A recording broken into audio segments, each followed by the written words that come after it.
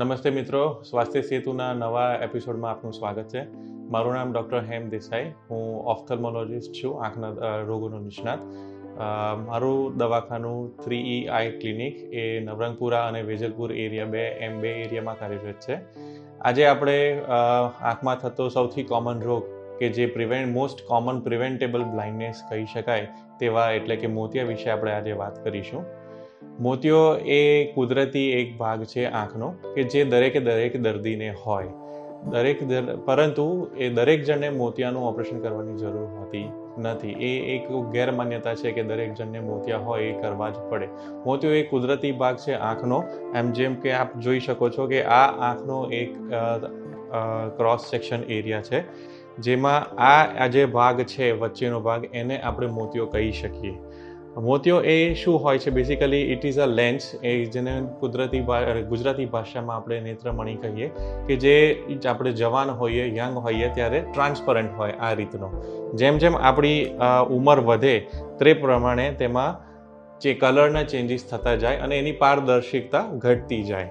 એટલે કે જ્યારે આપણી ઉંમર થાય અને જ્યારે મોતિયો પાકે ત્યારે આ રીતે આપણનો મોતિયો અપારદર્શક થઈ જતો હોય છે અને એના કારણે આપણને જોવામાં મુશ્કેલી થતી હોય છે. આ રીતની પરિસ્થિતિ ઉદ્ભવે ત્યારે એને મોતિયો થઈ ગયો હોય એવું આપણે કહી શકીએ. મોતિયો થવાના લક્ષણોમાં આપણે વાત કરીએ તો સૌથી પ્રથમ વસ્તુ અને સૌથી મુખ્ય વસ્તુ જે લક્ષણ હોય છે એ દર્દીને ઝાંખપ આવી, એ મોતિયાનું સૌથી કોમન લક્ષણ કે સિમ્પટમ કહી શકાય. પરંતુ દરેક દર્દીને ઝાંખપનું પ્રમાણ મોતિયા પ્રમાણે અલગ અલગ હોય છે. જો કાચો મોતિયો હોય અથવા તો ઓછો મોતિયો હોય તો આ જે ઝાંખપનું પ્રમાણ કે ગુણવત્તા હોય છે નહીવત હોય છે.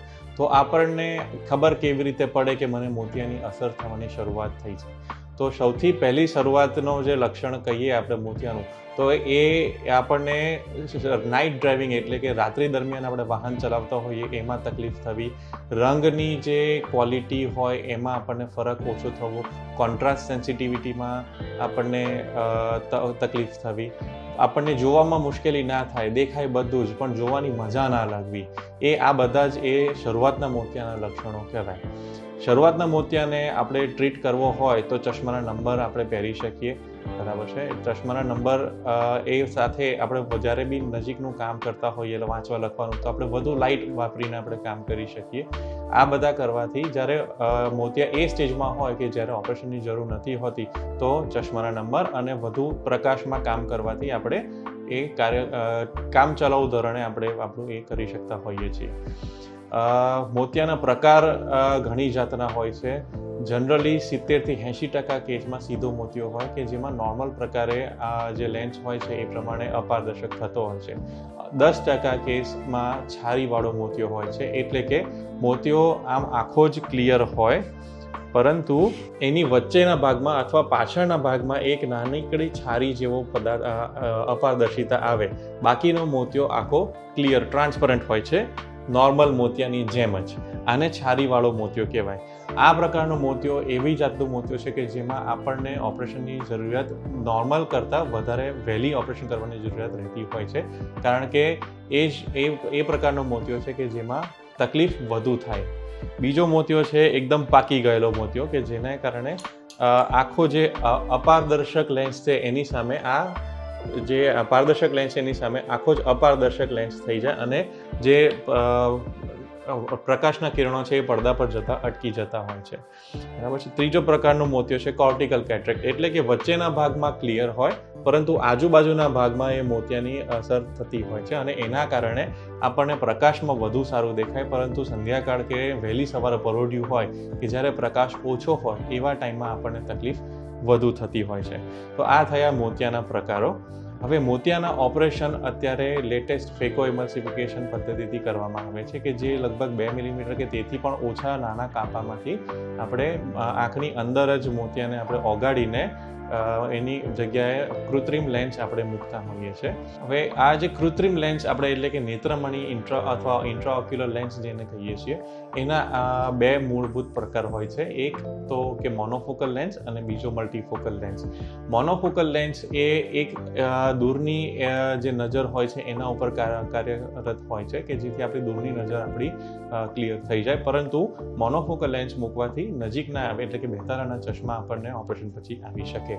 બીજો પ્રકારનો લેન્સ છે કે જે મલ્ટીફોકલ લેન્સ કહી શકાય. એ લેન્સની રચના એવી છે કે જેના કારણે દૂરના અને નજીકના બંને જ ચશ્માના નંબરો આપણે દૂર કરી શકીએ છીએ. એટલે practically we can be spectacle free after cataract surgery. હવે વાત કરીએ કે મોતિયાની અસર ઓછી આવે અથવા ના આવે એના માટેની, તો એવી કોઈ દવા કે એવું કોઈ એક્સરસાઇઝ કે એવી કોઈ કસરત નથી કે જેનાથી મોતિયો ના આવે. કારણ કે મોતિયા આવવાનું સૌથી મોટું પરિબળ છે ઉંમર. હવે વધતી ઉંમરનો કોઈ ઈલાજ નથી. ઉંમર વધે એ પ્રમાણે મોતિયો આવે જ. એટલે પરંતુ આપણે પહેલાં વાત કરીએ એમ કે દરેક જણને કે દરેક મોતિયાને ઓપરેશન કરીને કાઢવાની જરૂર હોતી નથી. ઓપરેશનની જરૂર ત્યારે જ પડે કે જ્યારે આપણને એનાથી જોવામાં તકલીફ પડે અથવા તો આંખને એ મોતિયો નુકસાન કરતો હોય. મોતિયા આવવા માટેનું બીજું એક રિસ્ક ફેક્ટર છે અલ્ટ્રાવાયોલેટ રેઝ, કે જે સૂર્યના કિરણોમાંથી યુવી રેઝ આવતા હોય છે. એ એક બીજું પરિબળ છે. જેથી આપણે જ્યારે બી આઉટડોર જઈએ, બહારમાં તડકામાં જઈએ, ત્યારે સારી ક્વોલિટીના ગોગલ્સ પહેરવા જોઈએ કે જેનાથી અલ્ટ્રાવાયોલેટ રેઝ સામે આંખને આપણે પ્રોટેક્શન આપી શકીએ. બીજું એક અગત્યનું પરિબળ ડાયાબિટીસ છે કે જે દર્દીઓને ડાયાબિટીસ વધુ હોય અથવા લાંબા સમયથી ડાયાબિટીસ હોય અને અનકન્ટ્રોલ ડાયાબિટીસ હોય, એ લોકોને મોતિયો ઝડપી વધવાની શક્યતાઓ રહેતી હોય છે. તેથી આપણે ડાયાબિટીસ એકદમ સટીક રીતે કાબૂમાં રાખીએ તો મોતિયાને આપણે જલ્દી વધતો અટકાવી શકીએ છીએ. ડાયાબિટીસને કંટ્રોલમાં રાખવાથી ડાયાબિટીસને કારણે થતી બધી જ આડઅસરો આંખમાં જેવી કે ડાયાબિટીક રેટિનોપેથી અને શરીરમાં અને કિડનીમાં, બ્રેઇનમાં, હાર્ટમાં દરેક જગ્યાએ જે ડાયાબિટીસની ખરાબ ઇફેક્ટ થતી હોય છે એને આપણે રોકી શકીએ. મોતિયાના ઓપરેશન પછી અમુક જે કાળજી રાખવાની હોય છે, જેવી કે 3-4 દિવસ સુધી માથાની નીચેથી નાહવું જોઈએ, આંખની અંદર પાણી કે સાબુ કચરો કશું જવું ના દેવું જોઈએ, આંખને ચોળવી ના જોઈએ, આંખમાં ઇન્ફેક્શન થાય કે આંખમાં લાલાશ થાય તો એવી કોઈ પણ પ્રકારની પરિસ્થિતિ ઉદ્ભવે તો તરત આપણે આંખના ડૉક્ટરને જાણ કરવી જોઈએ. એ સિવાય આંખનું મોતિયાનું ઓપરેશન ખૂબ જ સેફ છે. It is a walk in walk out procedure, એટલે કે પહેરેલા કપડે આવો, ઓપરેશન કરાવો અને એ જ કપડાએ અડધો કલાકની અંદર આપના ઘરે જાઓ. એમાં કોઈ હોસ્પિટલાઇઝેશનની જરૂર રહેતી નથી.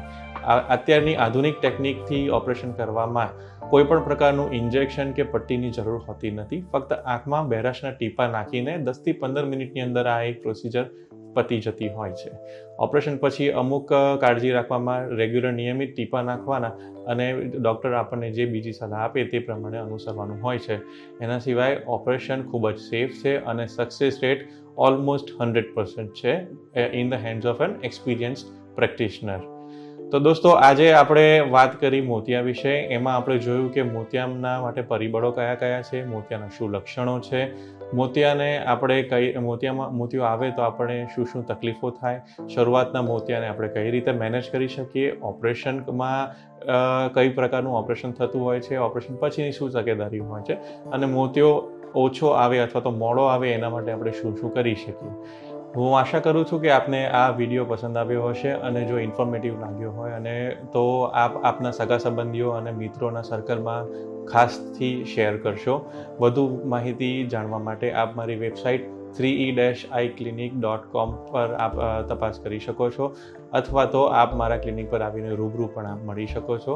Thank you very much. આવતા એપિસોડમાં ફરી મુલાકાત કરીશું.